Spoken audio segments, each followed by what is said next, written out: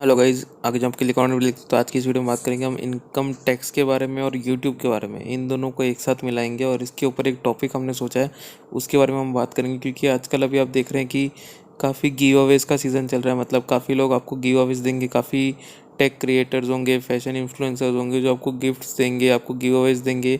And basically वो contest रखते हैं कि भाई 5 दिन में 10 दिन में के लिए कॉन्टेस्ट चलेगा, उसके अंदर आप पार्टिसिपेट कीजिए एंड रैंडमली फिर हम एक विनर चूज़ करेंगे।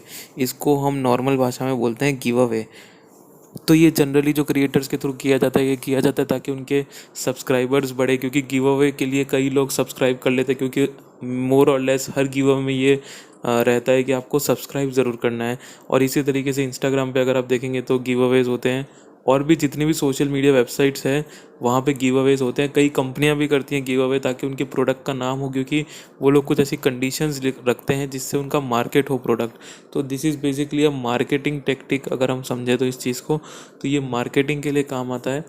तो ये है बेसिकली गिव अवे। अब होता क्या है कि आपको तो गिव अवे मिल जाता है मस्त फ्री में, तो आपको लगता है कि नहीं यार, मैंने कितना अच्छा एक प्राइज़ जीता है खुद के लिए। बट क्या कभी आपने सोचा है कि आपको उसके ऊपर टैक्स भी देना पड़ेगा?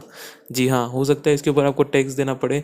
तो आज हम इस वीडियो में वही समझेंगे कि क्या आपको एक गिव अवे में जो आप जीतते हैं कोई भी प्राइज़, तो क्या आपको उसके ऊपर कोई टैक्स देना होता है या नहीं होता है, वो हम देखेंगे। और जो बंदा गिव अवे आपको दे रहा है, क्या उसके ऊपर भी कोई लायबिलिटी है या नहीं है टैक्स की, वो भी हम देखेंगे इस वीडियो में। तो बने रहिए हमारे साथ।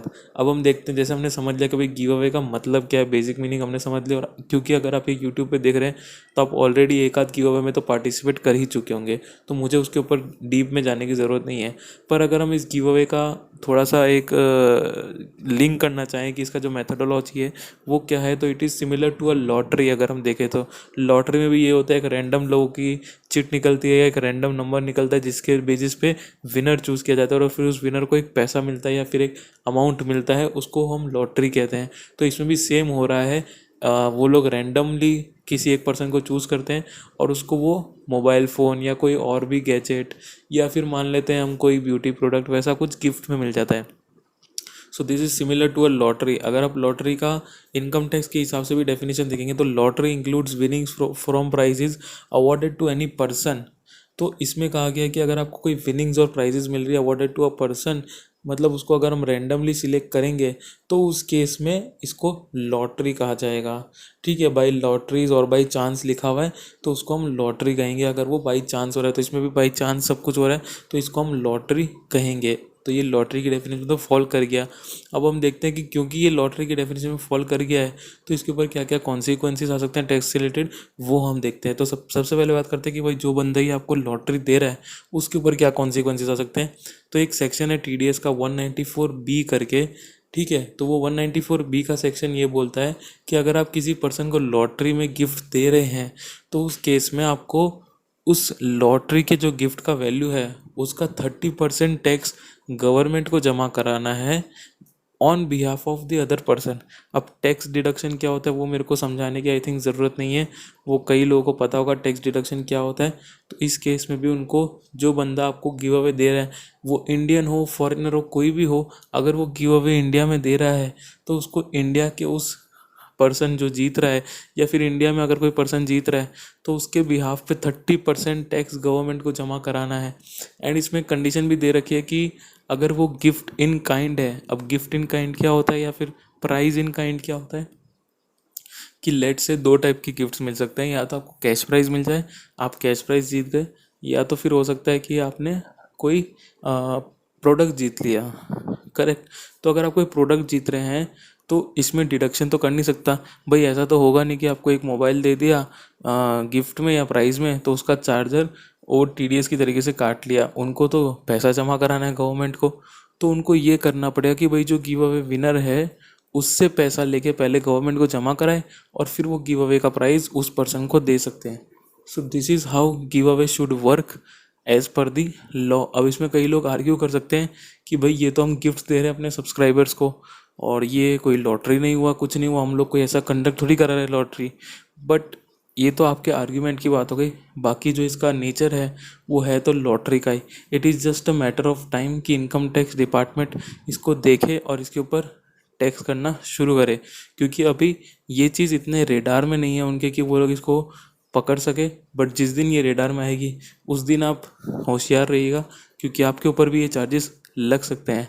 एंड अगर आप ये TDS डिडक्ट नहीं करते एंड ऐसे ही प्राइस बांट देते हैं तो आपके ऊपर TDS की अमाउंट की इक्विवेलेंट अमाउंट की पेनल्टी लग सकती है under section 271C of the income tax act. So beware, आपके ऊपर पेनल्टी, प्रोसिक्यूशन भी हो सकता है अगर अमाउंट बढ़ा हुआ, तो ये चीज़ ध्यान रखिएगा। एंड नेक्स्ट, जो पर्सन जीत रहा है, क्योंकि उसका चलो TDS जमा हो ही गया होगा तो उसको टैक्स की तो कोई लायबिलिटी नहीं आएगी। बट मान लेते हैं कि TDS उसका जमा नहीं हुआ, तो उस केस में उसको 30% टैक्स इसके ऊपर देना पड़ेगा, फ्लैट 30%। कोई स्लैब रेट का बेनिफिट नहीं मिलेगा। जितने अमाउंट का आपका प्राइस होगा उसके ऊपर फ्लैट 30% टैक्स आपको देना पड़ेगा। ये होगा एज पर सेक्शन 115(115)BB। इसके हिसाब से आपको 30% देना पड़ेगा, करेक्ट। तो अब इसमें दिक्कत क्या रहेगी, इसमें एक लिमिट लगाई गई है TDS के लिए, तो कि 10,000 से ऊपर का अगर प्राइस होगा तो ही TDS कट करना है। बट जब आप जीत रहे हैं तब कोई लिमिट नहीं है। तो अगर आप 1,000 रुपये का भी मोबाइल ले लेते हैं, या सॉरी मतलब 10,000 से नीचे का मोबाइल भी लेते हैं, तो भी उस केस में आपको इसको इधर दिखाना पड़ेगा अपने इनकम टैक्स रिटर्न में, अगर आप इनकम टैक्स रिटर्न फाइल कर रहे हैं तो। और अगर आप नहीं भी कर रहे तो भी ये स्लैब रेट से क्योंकि ऊपर जाता है, आपको 30% फ्लैट टैक्स तो देना ही है लीगली। बाकी तो फिर आप जैसे चाहें वैसे उसको शो कर सकते हैं, रिस्क ले सकते हैं। सो बस यही था इस वीडियो में। तो अगली बार अगर आप गिव अवे जीतते हैं, कोई बड़ा गिव अवे जीतते हैं जैसे गोल्ड का आईफोन, तो गोल्ड का आईफोन अगर जीतते हैं तो ध्यान रखिएगा कि आपको उसका 30% टैक्स पहले देना पड़ेगा, फिर ही आप वो आईफोन जीतेंगे।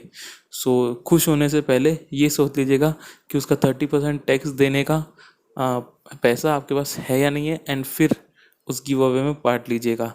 तो अभी तो क्योंकि सब कुछ ऐसे ही चल रहा है एंड आप फ्री में गिव अवे जीत रहे हैं, तो तब तक जीतते रहिए।